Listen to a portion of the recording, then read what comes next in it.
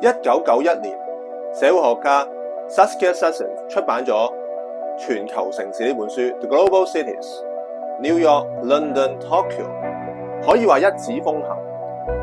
馬上令到全球嘅關注係聚焦喺所謂嘅全球城市嘅排名。但係去到2006年，一位地理學者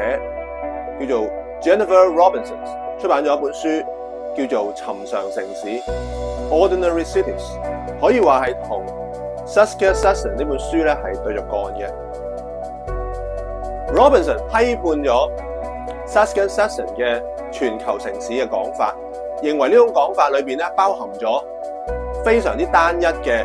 一種現代性同埋發展主義嘅假設。換言之，即係話少數嘅西方或者西方化嘅發達嘅城市，就代表咗現代嘅社會生活甚至經濟生活嘅一個典範，而所有其他嘅城市都要拼命模仿呢少數嘅西方或者西方化嘅城市，先至能夠稱得上係一個全球城市。而 Robinson 認為呢種睇法係一種偏見，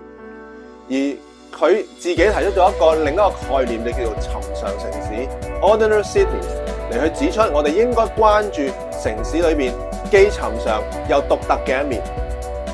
舉一個例子啊，好多人咧會關心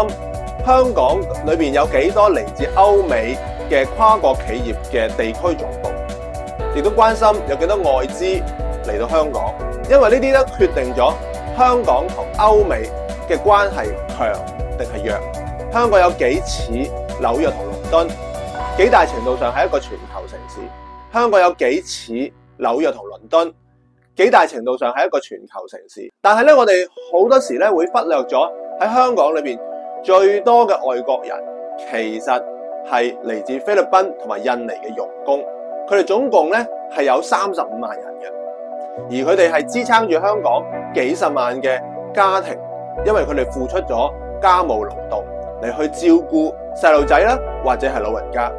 所以其實香港同埋